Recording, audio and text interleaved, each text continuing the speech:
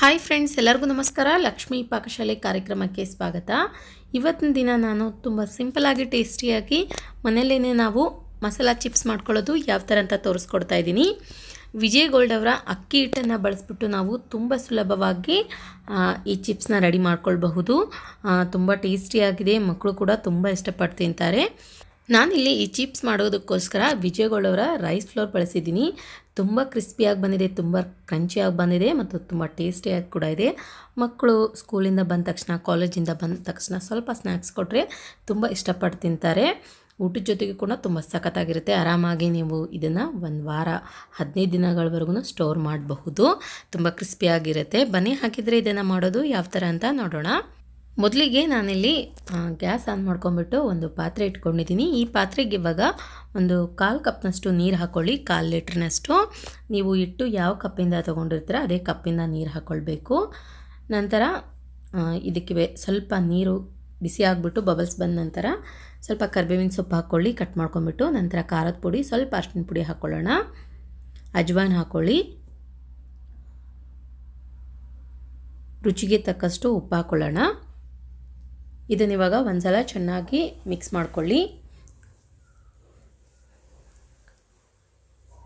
ಈ ಥರ ಮಿಕ್ಸ್ ಮಾಡ್ಕೊಂಡ ನಂತರ ಇದಕ್ಕೆ ಇವಾಗ ನಾವು ಅಕ್ಕಿ ಹಿಟ್ಟು ಸೇರಿಸ್ಕೊಳ್ಳೋಣ. ನೀರು ಚೆನ್ನಾಗಿ ಬಿಸಿಯಾಗಿ ಆಗ್ತಾ ಇದೆ. ನಾನಿಲ್ಲಿ ಯಾವ ಕಪ್ಪಿಂದ ನೀರು ತೊಗೊಂಡಿದ್ನಲ್ಲ ಅದೇ ಕಪ್ಪಿಂದಾನೇ ಮೆಜರ್ಮೆಂಟ್ನಲ್ಲಿ 1.5 ಕಪ್ ಅಕ್ಕಿ ಹಿಟ್ಟು ಕೂಡ ತೊಗೊಂಡಿದ್ದೀನಿ. ಕೈ ಬಿಡದೇನೆ ಮಿಕ್ಸ್ ಮಾಡ್ತಾ ಇರಿ. ಹಿಟ್ಟು ಹಾಕ್ತಾ ಇದಕ್ಕಿವಾಗ ಇನ್ನೊಂದು ಸ್ವಲ್ಪ ಹಿಟ್ಟು ಸೇರಿಸ್ಕೊಳ್ಳೋಣ. ನೋಡಿ, ಅಳತೆ ಗೊತ್ತಾಗುತ್ತಲ್ವ, ಸ್ವಲ್ಪ ಹಿಟ್ಟು ಹಿಡಿಯುತ್ತೆ. ಇದನ್ನಿವಾಗ ಚೆನ್ನಾಗಿ ಒಂದ್ಸಲ ಮಿಕ್ಸ್ ಮಾಡ್ಕೊಳ್ಬೇಕು. ಈ ಟೈಮ್ನಲ್ಲಿ ಗ್ಯಾಸ್ ಆಫ್ ಮಾಡಿಬಿಡಬೇಕು. ಹಿಟ್ಟೇನು ಹಾಕಿದ ತಕ್ಷಣ ನಾವು ಗ್ಯಾಸ್ ಆಫ್ ಮಾಡಿಬಿಟ್ರೆ ಸಾಕು. ಚೆನ್ನಾಗಿ ಮಿಕ್ಸ್ ಮಾಡ್ಕೊಂಡ ನಂತರ ಇದನ್ನಿವಾಗ ಸ್ವಲ್ಪ ಹೊತ್ತು ತಣ್ಣಗಾಗೋದಕ್ಕೆ ಬಿಟ್ಬಿಡಿ. ತುಂಬ ಬಿಸಿ ಇರುವಾಗಲೇ ಹಿಟ್ಟನ್ನು ನಾದ್ಕೊಳ್ಳೋಕ್ಕಾಗಲ್ಲ. ಹಾಗಾಗಿ ಸ್ವಲ್ಪ ತಣ್ಣಗಾಗಲಿ. ಇದು ತಣ್ಣಗಾದ ನಂತರ ಒಂದು ಪಾತ್ರೆಗೆ ಇವಾಗ ಹಿಟ್ಟನ್ನು ಹಾಕ್ಕೊಳ್ಳೋಣ ನಾವು.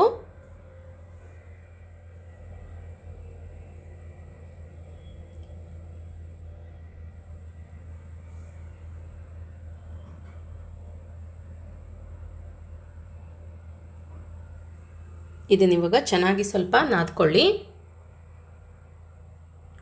ಇನ್ನೂ ಇದು ಸ್ವಲ್ಪ ಸ್ವಲ್ಪ ಬಿಸಿಯಾಗಿದೆ.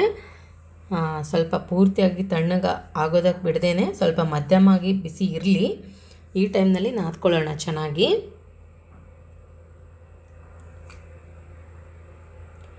ನೋಡ್ರಿ, ಇವಾಗ ನಾನಿಲ್ಲಿ ಈ ಥರ ಚೆಂದಾಗಿ ನಾದ್ಕೊಂಡ್ಬಿಟ್ಟು ರೆಡಿ ಮಾಡಿ ಇಟ್ಕೊಂಡಿದ್ದೀನಿ. ನಂತರ ಒಂದು ಚಪಾತಿ ಮಾಡೋ ಮಣೆ ತಗೊಳ್ಳಿ. ಇದಕ್ಕಿವಾಗ ಸ್ವಲ್ಪ ಸ್ವಲ್ಪ ಹಿಟ್ಟು ತೆಗೆದುಕೊಂಡ್ಬಿಟ್ಟು ಮತ್ತು ಸ್ವಲ್ಪ ಅಕ್ಕಿ ಹಿಟ್ಟು, ಒಣ ಹಿಟ್ಟು ಹಾಕ್ಬಿಟ್ಟು ಇದನ್ನು ಲಟ್ಟಿಸ್ಕೊಳ್ಬೇಕು. ಸ್ವಲ್ಪ ಎಷ್ಟು ಆಗುತ್ತೋ ಸಾಧ್ಯ ಅಷ್ಟು ತೆಳುವಾಗಿನೇ ಲಟ್ಟಿಸ್ಕೊಳ್ಳಿ, ಅಂದರೆ ತುಂಬ ಕ್ರಿಸ್ಪಿಯಾಗಿ ಚೆನ್ನಾಗಿ ಬರುತ್ತೆ.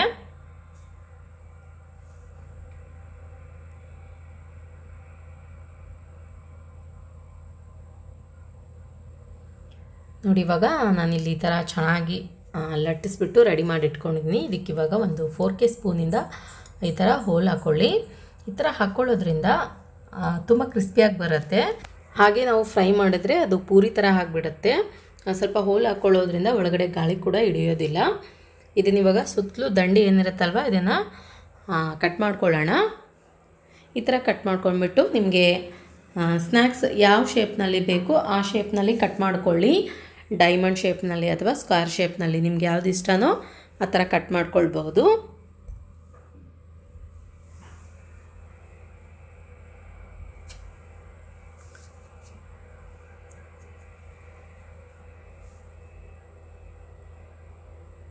ನಾನಿಲ್ಲಿ ಈ ಥರ ಕಟ್ ಮಾಡ್ಕೊತಾ ಇದ್ದೀನಿ. ನೋಡಿ,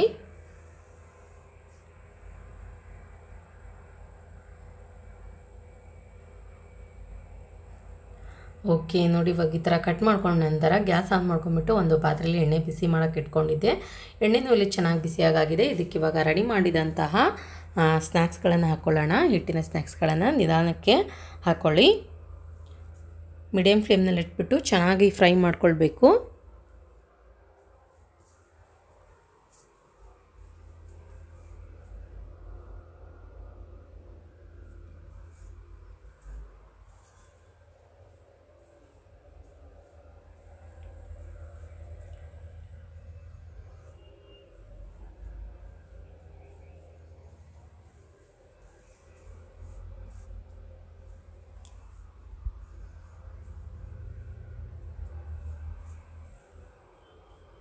ಓಕೆ ನೋಡಿ, ಇವಾಗ ನಾನಿಲ್ಲಿ ಈ ಥರ ಫ್ರೈ ಮಾಡ್ಕೊಂಡ್ಬಿಟ್ಟು ಚೆನ್ನಾಗಿ ರೆಡಿ ಮಾಡಿ ಇಟ್ಕೊಂಡಿದ್ದೀನಿ.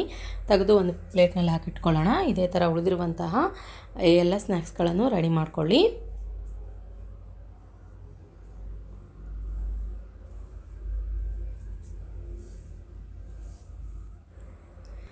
ಓಕೆ ನೋಡಿ, ಇವಾಗ ತುಂಬ ಟೇಸ್ಟಿಯಾಗಿ ಇಲ್ಲಿ ಮಸಾಲ ಚಿಪ್ಸ್ ರೆಡಿಯಾಗಿದೆ. ಅಕ್ಕಿ ಹಿಟ್ಟಿನ ಮಸಾಲ ಚಿಪ್ಸ್ ನೋಡಿದ್ರಲ್ಲ ಯಾವ ರೀತಿಯಾಗಿ ನಾವು ತುಂಬ ಸಿಂಪಲ್ಲಾಗಿ ಟೇಸ್ಟಿಯಾಗಿ ಮಸಾಲ ಚಿಪ್ಸ್ನ ರೆಡಿ ಮಾಡ್ಕೊಳ್ಳೋದಂತ. ನಾನು ಮಾಡಿರೋ ಈ ರೆಸಿಪಿ ನಿಮಗೆ ಇಷ್ಟ ಆಗಿದ್ರೆ ಪ್ಲೀಸ್ ಲೈಕ್ ಮಾಡಿ, ಶೇರ್ ಮಾಡಿ, ಕಮೆಂಟ್ ಮಾಡಿ. ಇನ್ನಷ್ಟು ಈಸಿ ರೆಸಿಪೀಸ್ಗಾಗಿ ನಮ್ಮ ಲಕ್ಷ್ಮೀ ಪಾಕಶಾಲೆ ಚಾನಲ್ಗೆ ಸಬ್ಸ್ಕ್ರೈಬ್ ಆಗೋದು ಮಾತ್ರ ಮರಿಬಾರ್ದು. ಮತ್ತೆ ಒಂದು ಇಂಟ್ರೆಸ್ಟಿಂಗ್ ರೆಸಿಪಿಯೊಂದಿಗೆ ಬರ್ತೀನಿ ಮುಂದಿನ ಸಂಚಿಕೆಯಲ್ಲಿ.